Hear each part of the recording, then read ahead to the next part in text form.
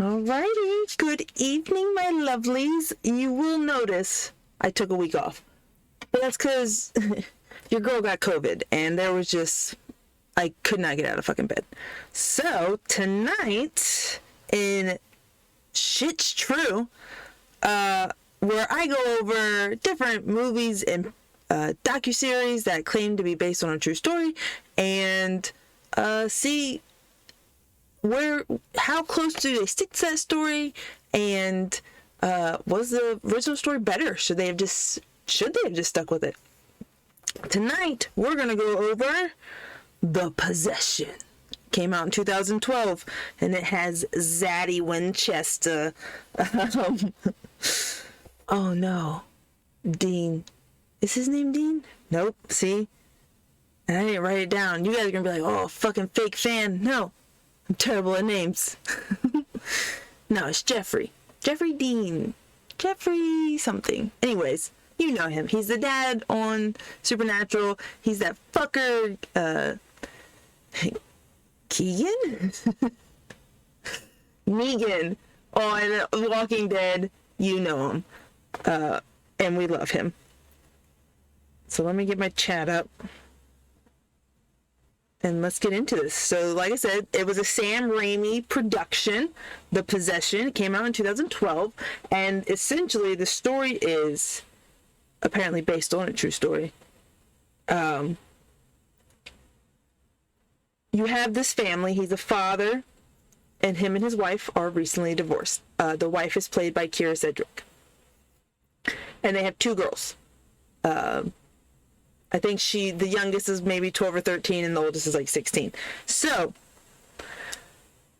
they're getting used to, like, you come in on the family getting used to, like, where they are now. Dad just bought a house. He's trying to show the girls, so dad's cool too, guys. Mom's clearly moved on. She has the annoying boyfriend who likes to stick his nose into things. And,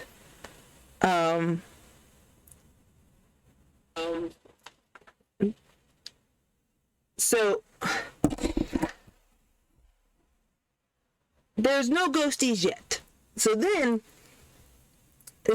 while the girls are at their dad's house, he decides to take them antiquing. Oh, let's also start the game. Shit. Okay, here we go. So, he also decides to take them antiquing, and pause. I don't know where the fuck we left off. I think we just saved Oberlin and just got them on the Minutemen. I always forget to push confirm. So I think we're in the wind right now, and we might just spend the night exploring. I'm not sure. Anyways, so he's taking the girls out to do a little antiquing, a little yard selling, and they come to this yard sale with a box. Why am I dying? I don't. Okay. I might have to. Dang, my eyesight's getting terrible. Alright, I might be looking over here a lot tonight, because that's where the big screen is. Anyways. Okay, so they're at the yard sale, and the girl is, oh fuck, I don't have any stim packs. The girl is drawn to this creepy old box.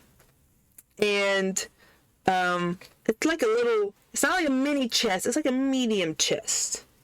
And me personally, if my 13-year-old brings me a big box from an old dead person and is like, I'm gonna be like, fuck, no, get it out of here.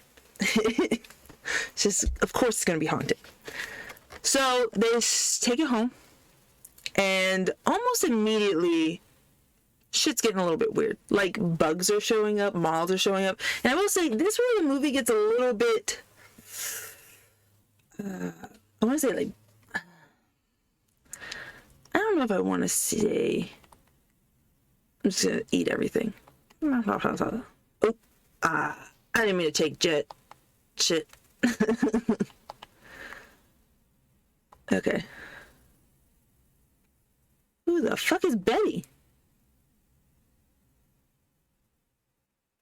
Oh, that's me. Oh, do you know in all the years I've been playing Fallout, I've never taken the drugs because I am a good girl and dare mattered. Okay, that contract mattered. So I never used the jet and stuff. I didn't know you got special dialogue. All right.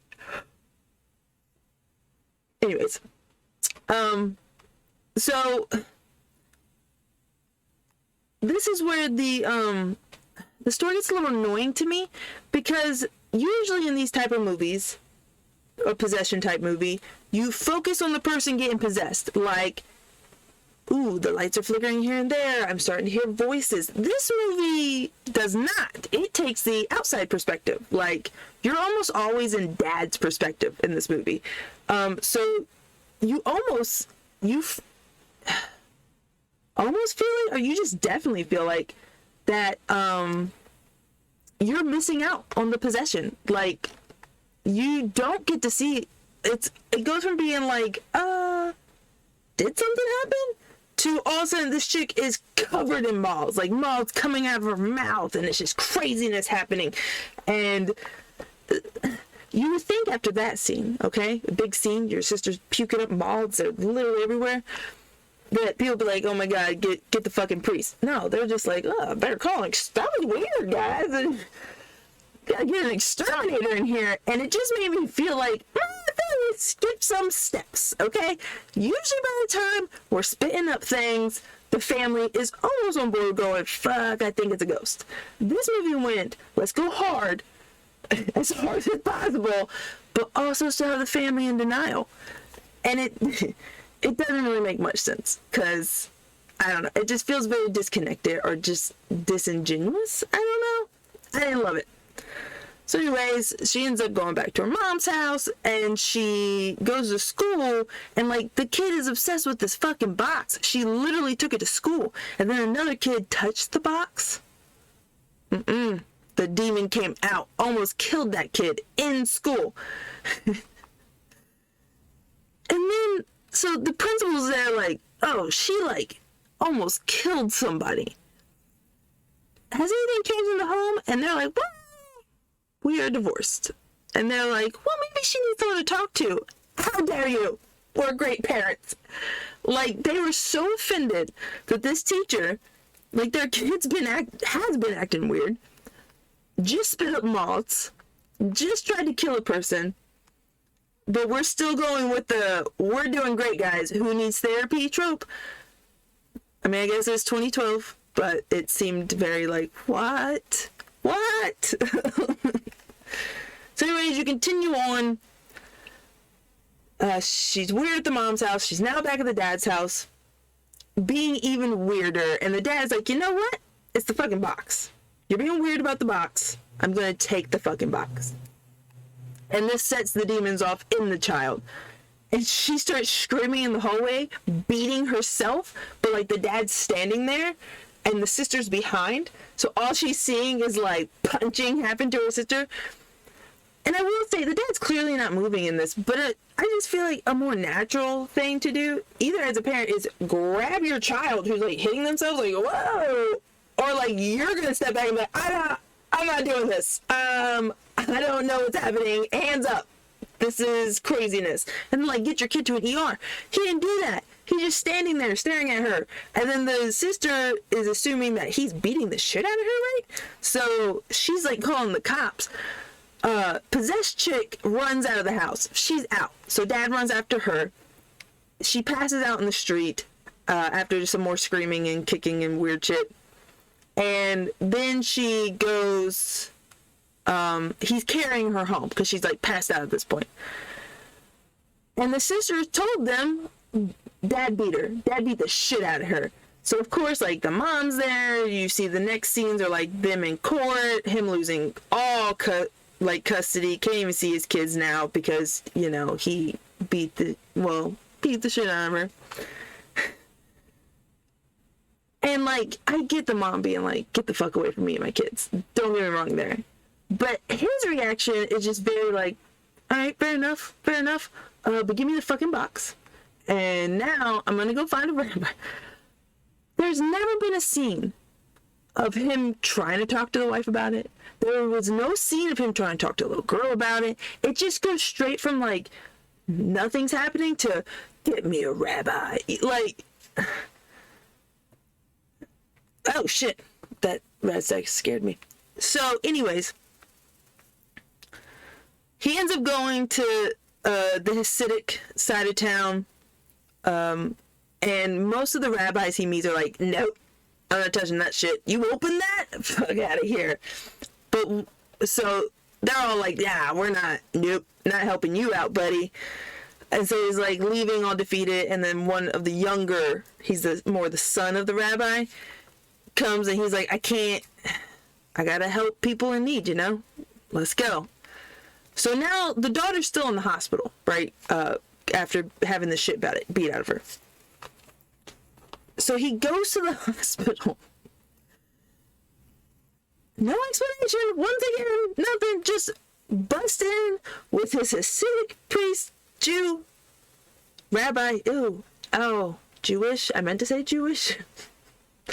And it's like, give me my fucking daughter, and just lifts her up. And mom's just like, what? But almost doesn't fight it. She just like, okay, we're following you now. So they go down to like the quiet part of the hospital.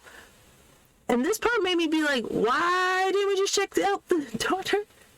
Like, no conversations are being had. I just feel like it's another just very disconnected moment for me. They get down there. The rabbi is like, all right, man, hold on to your fucking socks. This is gonna get ugly. And they have the things they need, apparently, for this, shit to go down. And it starts happening, like he starts praying, they're holding hands and stuff. World of shade, wind blowing everywhere. People are getting thrown around. She gets away. She runs. Eventually, the dad chases her. It becomes one of those moments of like, take me instead. So you get a couple good jump scares out of that, kind of. And then, if I remember right, I think the dybbuk gets in him a little bit, and then they get it out. I found somewhere. And then this is why the movie, for me, is going to get like a 3 out of 5. Maybe even less. Because I'm going to tell you right now, I don't even really remember the ending. I just saw this movie a couple days ago, and guys, you don't have to worry about spoilers. I don't fucking remember how it ended. I don't remember what they did with the stupid box. I want to say they buried it. Maybe. I think it ended on a good note. Like, oh, the shitty boyfriend at one point did lose his teeth because he tried to like confront the little girl for being a little shit, and so that was funny because he was an asshole. But so yeah, that's how that ended. Like I said, I really feel like this movie I didn't like only having the outside perspective. I do feel like it. Fuck. He's like way stronger than me. No. Go over here. No, don't duck. Run. Run. Oh god, please don't be full of other things. Can I close the door? Close it.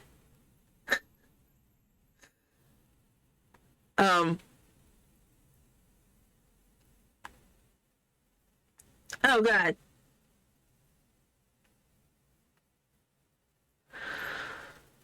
So now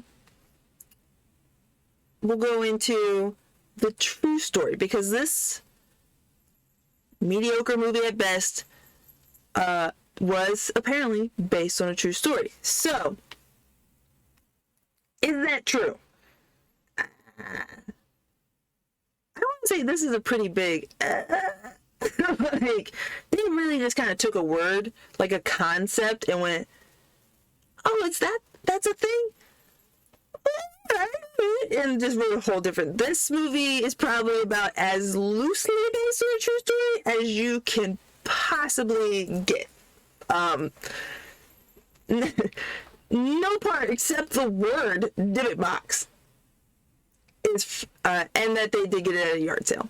So now the true story. So you would think something from Jewish caps. I don't want to say lore. That makes it feel like that's their Jewish religion.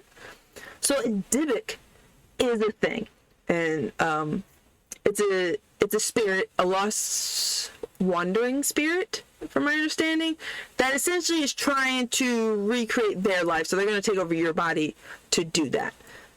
And so they can possess people. They do possess people. That's like their whole goal. And you have to get them out with an exorcism. Now, I will say I didn't go the deepest, but from my simple Google search, Wally dybbuk and exorcism is very much a thing. Dybbuk box does not seem to be a thing. They do not seem to exercise them into boxes to say the story that's coming. Can't be a thing. I can't say necessarily, because I couldn't find any information on like, can dybbuks inhabit objects? Because they could definitely inhabit. Oh, it's a little house. They can definitely inhabit people, and that's their goal. And they do get out, but I couldn't see anything about like to prevent from going to another person. We put them in this. There was none of. I couldn't find any of that. So take that for what it is. It seems like this box thing is. So with that, knowing that that makes me skeptical, anyways. You would also think that we would have stories from all over, from a very long time ago, that these things would be happening, right? Well, not so much. Really, the only dybbuk box story on the market was brought to us in good old 2001 by a Mr. Kevin Mannis, and a couple books have been written, and this one actually gets pretty A-lister, you know, like. So essentially, the true story, the lore behind this, God bless it, is that Kevin Mannis is a man who runs his own antique shop. And he goes to estate sales and such to find goods. He goes to he goes to this estate sale, and he sees this wine box, and it's a really nice, it's like mahogany, it has nice little grapes on the front, and he's like, in his mind, he more sees it as a gift for his mother. You know what, doing this and talking, very fucking hard. Fucking A. Should I wear a tuxedo? Can you wear the leathers over the tuxedo? I'm gonna take it so I can give it. I like to give them to my settlers, and then when you come back to town and they're all in like different weird outfits. Anyways, so Kevin sees this and is like, you know what? That'd be a bomb gift for Mama Bear. So he decides to. What a little truck. Fucking A. That, you bastard, you scared the shit out of me. So he takes it home, buys it. So as he's buying it, he's trying to haggle. And the kid's like, nah, it's just this much, dude. And he's like, oh, okay. Apparently, he does meet the, like, actual owner. And she's like, oh, I see you picked this box. It's from my grandmother. She survived the Holocaust. She lived in Spain. This was the only thing she brought with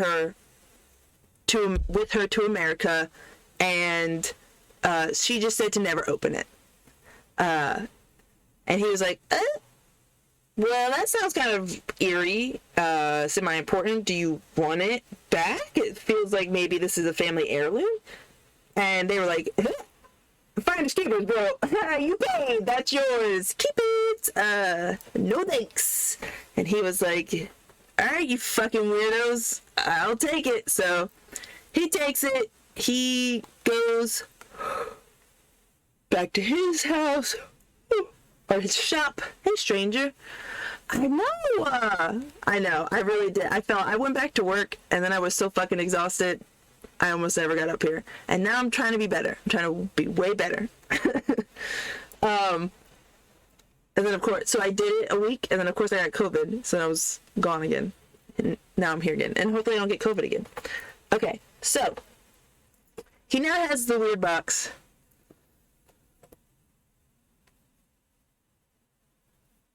I'm sorry, I'd smoked a little bit. It just completely distracted me.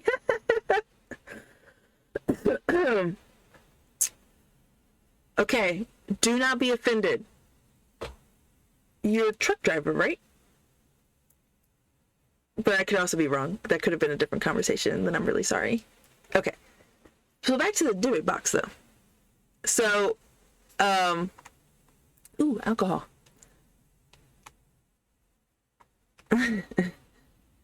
Maybe Cogsworth, maybe. So they're like, ooh, finders keepers, that's yours. He takes it home and he's smelling a lot of bad smell. Well, okay, I've skipped some stuff. Stage light, fancy. That sounds way better than being a truck driver. So he takes it home, he puts it in his basement where he does his woodworking stuff because he has to refurbish it. And he leaves, and then the next day he says I want to say it was his sister, called him and was like, yo, somebody, I don't know what's happening, I got out of bed, somebody's in your basement fucking your shit up. Like, somebody's here, I'm scared shitless. And so he's like, well, call the fucking cops and I'm coming. So he gets there before the cops get there and she's like, okay, it's gone silent. Nobody's come out though. And she's been outside watching, right? And he's like, all right, I got this. So he like grabs a bat and he's like, we're going in.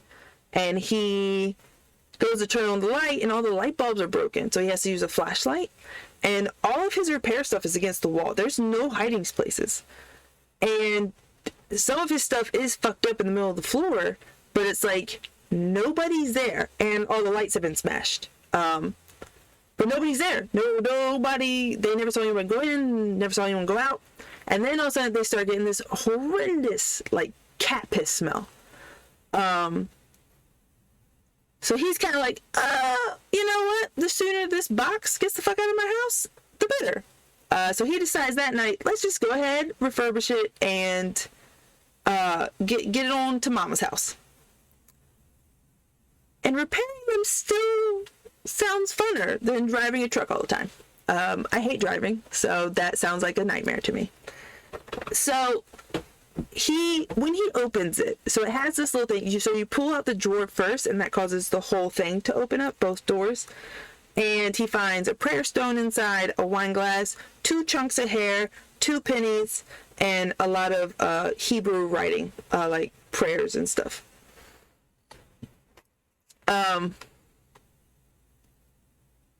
See, that's all that matters in a job, though. I don't get paid that much, but I love working with animals. So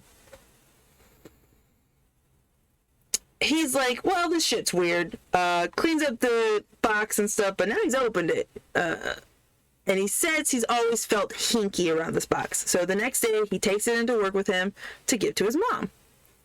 And she's used to him bringing home miscellaneous objects for him. Is this the house I was just at? It is. I was just going in a big circle. I always do this to myself. So he gives it to Mom, and she's like, this is nice. And he's like, great, I'm glad you like it. And he gets a phone call, so he walks away from her. All of a sudden, his friend's like, dude, your mom is like frozen. Like, she's drooling. She's had a stroke. And she can't speak. She can't move. Like, they call an ambulance. He saw the box was open. He closes up and gets to the hospital. Well, by the time he gets to the hospital, his sister is also there already with the mom. And she's brought like a Ouija board for her pretty much so she could spell things out. And in the spelling, she's like, fuck your gift. That shit sucks. And he's like, rude, but okay, fine. Give it to somebody else. No problem. It'll be out of your house. And I don't know how valid that is, but that was one of the retellings I heard. So anyways, as they're leaving the hospital, the sister's like, hey, it's a nice fucking box. I'll take it. And he's like, all right, fucking go for it. So she takes it, and I want to say a couple days later, she comes to the store, and he's like, oh, what are you doing here? And she's like, I was letting you know, I gave that box to our other brother, because it just wouldn't stay closed. I was coming home every day, and it was fucking open. I don't know what you did to those doors, but it was always open and giving me hinky feelings. So he was like, fucking weird, because those doors are actually pretty fucking sticky. But okay, cool. So then the brother shows up, and he's like, nah, you can take this shit back. And the sister's like, it wouldn't stay closed, right? And he's like, no, it smells like cat piss. Horribly like cat piss. So Kevin, the original guy, is like, that's what my house smelled like. No, that's what your house smelled like. He's not saying this out loud, but he's thinking in his head, right? So he kind of takes it back and keeps it in the store. And they're having a family night one night with even the wife of the brother. I love this site. I cannot clear it out right now, though, so. Run away! There's a shit ton of ghouls in there. I have no stim packs. So they're all chit-chatting, right? Oh, and since Kevin's gotten the box back, he's been having nightmares of this, like, old hag and stuff. So they're all chit-chatting, cool night, and the sister just makes, like, an offhand comment. Why is the music getting serious? The sister just makes this, like, offhand comment of, like, oh, that weird box, you know, and then all start kind of talking about it, and, is this a park? What is this? Ah! No, not the stigwig. I hate these things. Get it, Kaiser! Get it! Oh, fuck me. I just had to go to the park. I just had to do it. This is what you get for being nosy. Okay. Oh my god. I'm gonna be all the way back at fucking Overwatch Station. Fuck me, man. Alright. We start again. Alright. Maybe we'll take a different way, but this is pretty much... Alright. So, the brother kind of makes like a, oh, well, as long as you aren't dreaming about witches. And they all like look at each other like, I had dreams about a hag. You had dreams about you had dreams? We've all had dreams about the fucking hag. So then that made them go, let's just go and get this out of our possession. But then Kevin was like, that just makes me feel really bad though. Like haunting somebody else. So he decides, all right, I'll put it on fucking eBay. Right? I'll put it on eBay. I'll tell it all. This shit is haunted and will fuck up your life. And if they choose to buy it, then that's on them, right? So he does that. And the guy's like, yeah, that sounds awesome. And he's like, okay. And sure enough, a couple days later, that shit's right back on his doorstep. And I didn't get to look up. There's a couple different stories about the people who he sold it to, got it back from, sold it to, got it back from. So anyway, that happened a couple different times. Each time something fucked up happened. That kind of differs from different sources I was watching. So either way, shit was happening in their lives that they were like, nope, get this out of my possession. And they take it back to him. So finally he's like, fuck it, I guess. Hide it somewhere. Because it's just harming people. Well, you know, your boy, Mr. Ghost Adventures, what's his name, Zach Baggins, he needed this fucking dybbuk box. So he Okay, so I heard two different things. One thing said that Kevin sought Zach out and donated it to him. Like, here, just put this in your museum. Lock that shit up. I'm out. Another one said that Kevin had actually, like, resealed it, hid it, and then a really rich person came, Zach, and was like, here's an obscene amount of fucking money, and I will make sure this is, like, kept in a museum. And they were like, yeah, bet. That sounds great.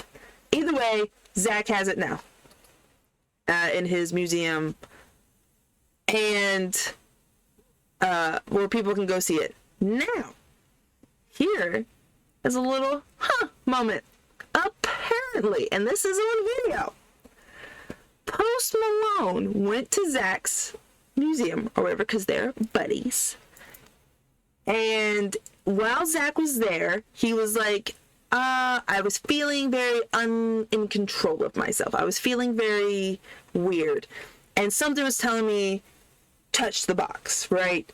So he's claiming that he was possessed to touch the box while Post Malone was touching him, causing Post Malone to get cursed by the box.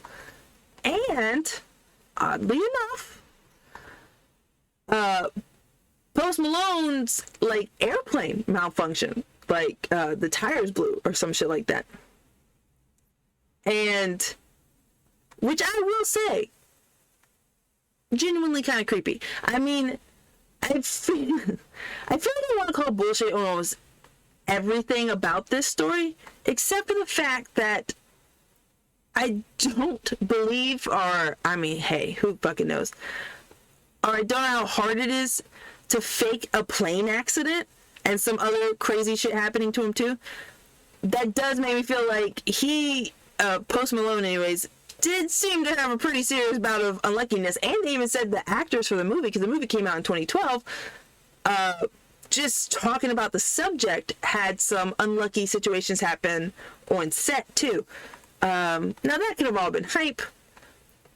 Honestly, so that's the whole story. And honestly, I do feel like, I don't know how I feel about the story. I want to call bullshit on it, because while, if this box is that old, right? Or if this whole box thing could even be a thing, why wouldn't there be more of them? And like, now there are. Now you can find other videos of people being like, I got a dybbuk box. But it's like, if that was truly something that was happening, you would also see that being part of the Jewish text, you know, like, so the fact you don't, that's not connected from what I could find in any way, and now all of a sudden we're getting these boxes, it feels very like a Slender Man, you know, like it's an SCP. Somebody made up this really cool story very recently, and you know, it does have some historical base in it. So I personally don't put a lot of, I don't know, I want to give this like 2 spookies. That's gonna be my new term for the true story side of it. If it's paranormal, how many spookies to how believable it is. 5 spookies, super believable, that shit's cursed.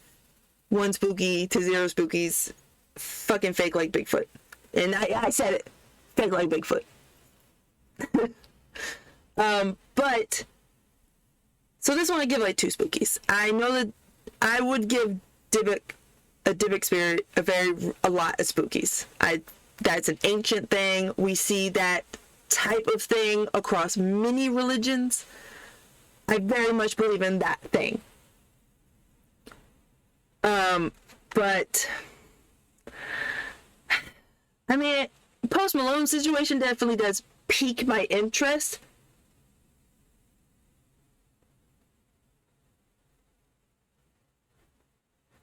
Oh, thank you, Cogsworth, for that lovely Great Garden Homestead. I don't think I've ever found this house.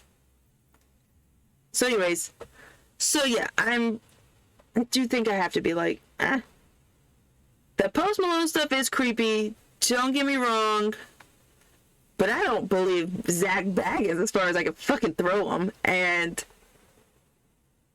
I don't know. I'd give the whole situation like you could probably skip it. I don't oh, there's some good stuff right here. No, I will say my lighting is off tonight because I didn't want to turn off my one light all the way. Usually I sit in like darkness. I'm not in darkness right now because the idea, and honestly just saying the word for this was, it did give a creepy, it definitely spooked me. Like now every time my cat moves, I'm very much like, whoop. So I'll give it that. The idea of it did stick a bit, but in the grand scheme of things, me. I'm gonna go up first. And I love how in all of this talking, I've literally accomplished nothing. Zilch in this game.